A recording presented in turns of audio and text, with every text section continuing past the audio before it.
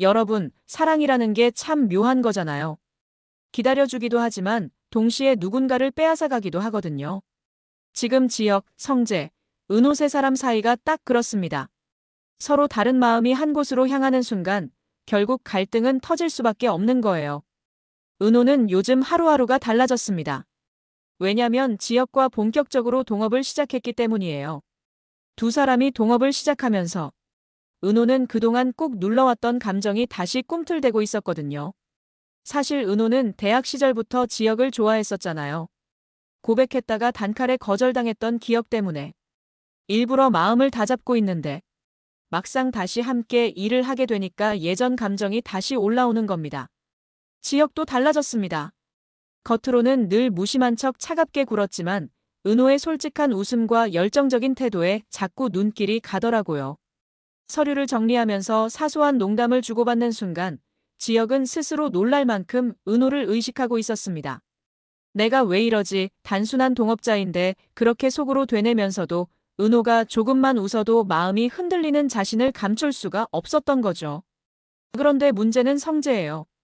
성재는 은호를 향해 직진을 멈추지 않고 있습니다. 얼마 전 영화관에서 데이트하듯 시간을 보낸 뒤로 성재는 확신을 가졌습니다.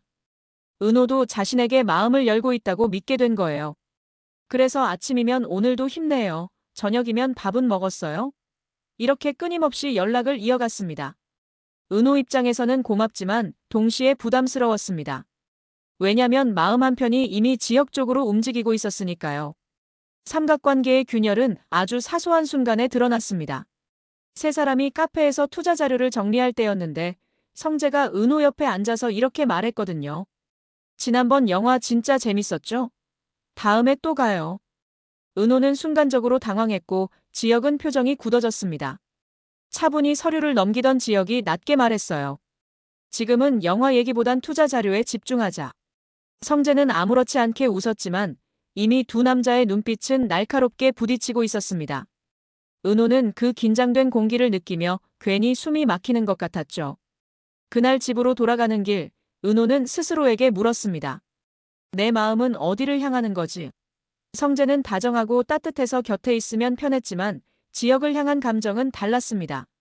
설레고 벅차고 두려울 만큼 강렬했거든요. 그래서 은호는 혼란스러웠습니다. 또 상처받는 건 아닐까? 선배는 날 여전히 후배로만 보는 건 아닐까? 이런 불안이 떠나질 않았지만 이미 피어난 감정을 무시할 수 없었던 겁니다. 지역도 마찬가지였습니다. 은호와 성재가 영화를 봤다는 얘기를 들었을 때 마음이 괜히 불편했어요.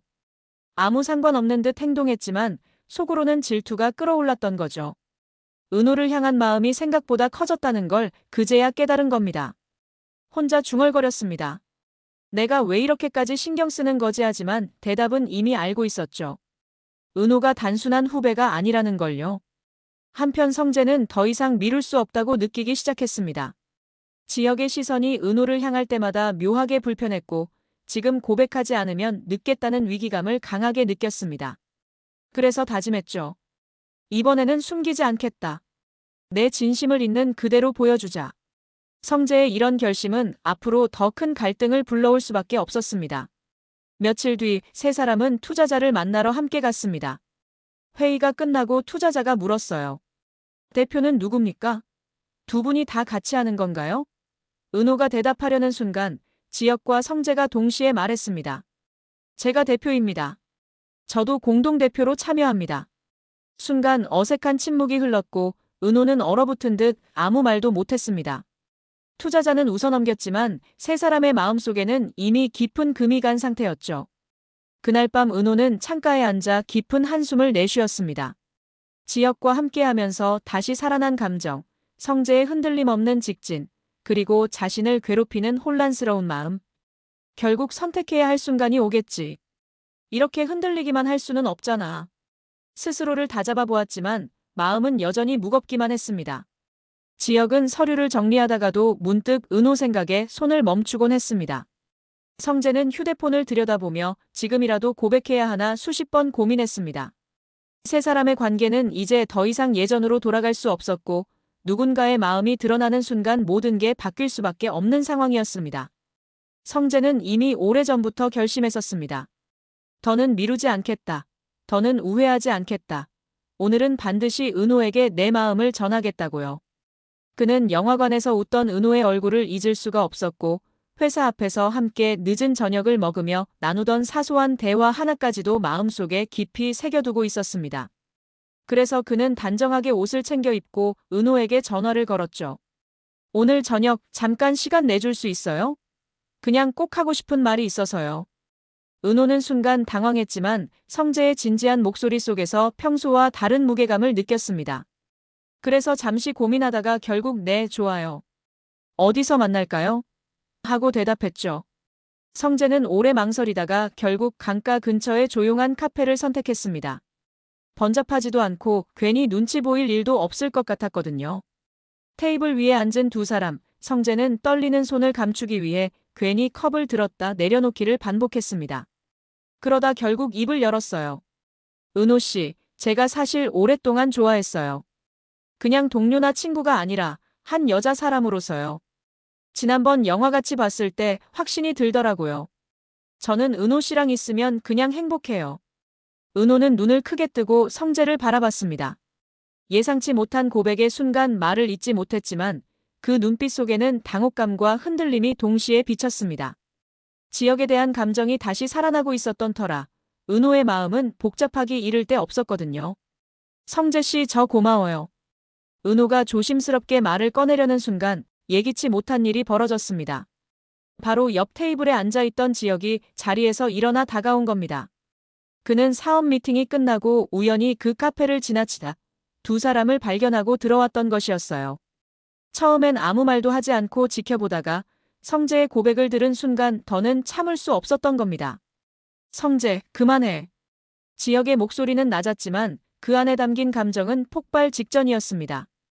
은호는 깜짝 놀라며 자리에서 일어섰고 성재는 차갑게 웃으며 대꾸했습니다. 왜? 은호 씨 마음을 받을 자격이 있다고 생각해? 나도 내 마음을 말할 수 있어. 지역의 얼굴이 굳어졌습니다. 평소라면 차분히 넘겼을 수도 있었지만 오늘만큼은 달랐습니다. 은호가 성재의 고백에 당황한 표정을 짓는 걸 보는 순간 질투가 폭발해버린 거죠. 자격? 내가 뭘 안다고 그런 말을 해. 은호는 내 감정에 장난감처럼 휘둘릴 사람이 아니야. 성재는 한치도 물러서지 않았습니다. 오히려 더 깊이 파고들었죠. 그럼 너는? 은호 씨 마음 받아줄 준비가 돼 있어? 지금 와서 갑자기 마음이 바뀌었다고 다 용서받을 수 있다고 생각하지 마. 그 순간 은호는 두 남자의 대립 사이에서 숨이 막히는 듯 했습니다. 둘 다 자신을 향해 서 있지만 정작 은호의 마음은 누구에게도 온전히 닿지 못한 상태였거든요. 지역은 손을 움켜쥔 채 성재를 노려보았습니다. 그의 눈빛 속에는 분노와 동시에 깊은 불안이 숨어 있었어요. 은호를 잃을지도 모른다는 두려움, 그것이 그를 더욱 격하게 만들고 있었습니다. 성재, 내가 뭔데 자꾸 은호 곁에 붙어 있는 거야? 은호랑 나는 함께 일도 하고 앞으로 함께 만들어갈 게 많아. 내가 껴들 자리 없어. 성재도 물러서지 않았습니다. 일? 그건 그냥 일일 뿐이야. 하지만 마음은 다르잖아. 은호 씨를 진심으로 좋아하는 건 나야. 두 사람의 목소리는 점점 커졌고 은호는 결국 눈물을 글썽이며 외쳤습니다. 그만하세요. 두 분 다 제 마음은 묻지도 않고 왜 이렇게 싸우는 거예요? 저는 아직 제 감정이 어디로 향하는지도 모르겠다고요. 제발 저를 좀 내버려 두세요. 은호의 절규가 울려 퍼진 순간 두 남자 모두 말문이 막혔습니다. 지역은 그제야 자신이 지나치게 감정을 드러냈다는 걸 깨달았고 성재는 은호의 눈물에 가슴이 철렁 내려앉았습니다. 하지만 이 사건은 세 사람의 관계를 완전히 바꿔놓고 말았습니다. 성재는 후회하면서도 여전히 물러설 생각이 없었고 지역은 이제 더 이상 숨기지 않고 은호를 지켜야겠다고 다짐했습니다. 은호는 두 사람 사이에서 더 큰 혼란에 휘말려 들어갔습니다. 그 사이 고성이는 전혀 다른 계획을 세우고 있었습니다. 은호가 자신의 친딸이라는 사실을 여전히 누구에게도 밝히지 않은 채 그녀를 은밀하게 자기 세계로 끌어들이려 했습니다. 성희는 겉으로는 다정하고 따뜻한 후원자의 얼굴을 하고 있었지만 속으로는 은호를 내 곁으로 데려와야 한다는 강박에 사로잡혀 있었던 겁니다. 성희는 박영란을 여전히 철저히 통제하고 있었습니다. 아침마다 눈빛 하나까지 꼼꼼히 살피며 친구 관계와 일상의 사소한 부분까지 간섭했죠. 영란은 이미 지쳐 있었습니다. 엄마, 제발 그만해요. 저는 숨이 막혀서 못 살겠어요. 그렇게 울부짖어도 성희는 오히려 더 강하게 다그쳤습니다. 내가 이렇게 방황하면 결국 다 무너지는 거야. 엄마가 아니면 널 지켜줄 사람 없어. 그 말은 마치 위로 같았지만 사실은 영라의 마음을 더 옥죄는 족쇄에 불과했습니다. 영라는 점점 스스로를 의심하기 시작했습니다. 정말 나는 엄마 없으면 아무것도 못하는 걸까? 내가 잘못된 건가? 그렇게 생각하면서도 마음 한구석에서는 이건 사랑이 아니라 감옥이라는 절규가 들려오고 있었어요. 하지만 그 목소리를 입 밖으로 내면 모든 걸 잃어버릴 것 같은 두려움 때문에 영란은 점점 더 침묵하게 되었습니다. 그 무렵 성희는 은호와 단둘이 만날 기회를 만들었습니다. 회장집이 아닌 사람들이 많지 않은 카페였습니다.